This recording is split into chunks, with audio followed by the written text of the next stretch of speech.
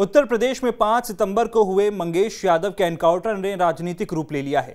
मंगेश यादव के एनकाउंटर के बाद विपक्ष और मंगेश के परिवार ने सरकार और यूपी पुलिस पर कई गंभीर सवाल खड़े किए हैं।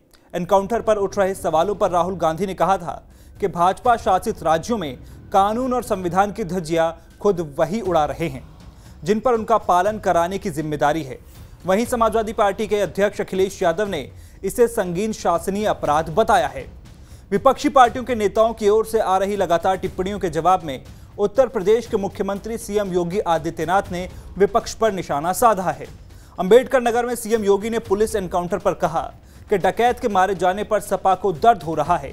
सरकार चलाने के लिए जज्बा चाहिए, सत्ता विरासत में मिल सकती है मगर बुद्धि नहीं।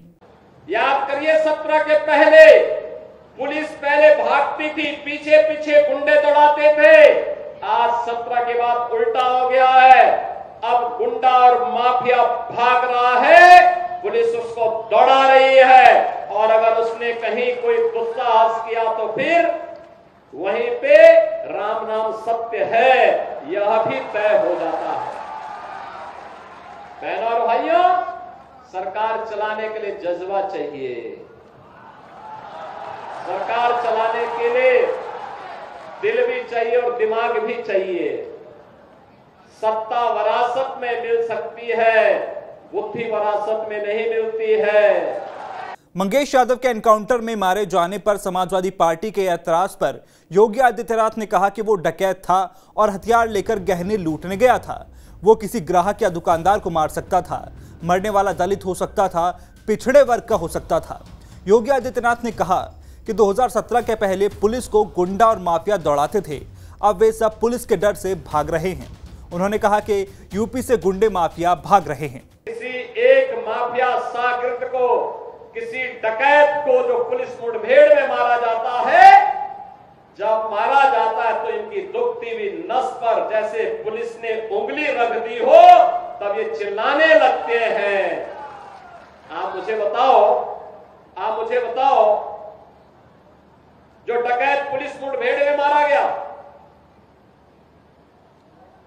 गया, अगर वह डकैत जैसे हथियारों का प्रदर्शन करते हुए डकैती डाल रहा है, वहां ग्राहक भी बैठे हैं, ग्राहकों को खड़ा करके एक तरफ करके अगर गोली मार देता तो क्या उनकी जान को ये समाजवादी पार्टी वापस कर पाती क्या? और वो किसी भी जाति के हो सकते थे। ग्राहक वो यादव भी हो सकता था, दलित भी हो सकता था, किसी भी जाति का हो सकता था, क्योंकि किसी को बेटी की शादी करनी होती है, किसी को कोई विदाई में कोई जेवर देना होता है। जेवर की परंपरा हमारे इतिहास का एक महत्वपूर्ण कार्य का हिस्सा है, मांगलिक और एक शुभ कर्म का हिस्सा माना जाता है। और अगर जेवर खरीदने के लिए किसी शराब और किसी सुनार के घर में व्यवसायिक प्रतिष्ठान में कोई ग्राहक गया है और उस ग्राहक के साथ लूट हो, उस व्यापारी के साथ सरेआम लूट हो, डकैती डाल करके करोड़ों रुपए की डकैती डाल दी जाए, अगर डकैत हत्या करके भाग गया और पुलिस के पास सुराग नहीं मिलती तो यही लोग बोलते देखिए साहब अराजकता है।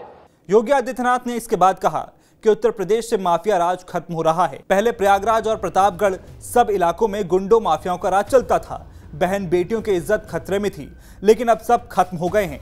जो बचे हुए हैं वे अंतिम यात्रा की तैयारी कर रहे होंगे। यूपी अब माफिया मुक्त हो गया है। उन्होंने आगे कहा कि समाजवादी पार्टी में जो जितना बड़ा गुंडा था उसे उतना बड़ा ओहदा दिया जाता था।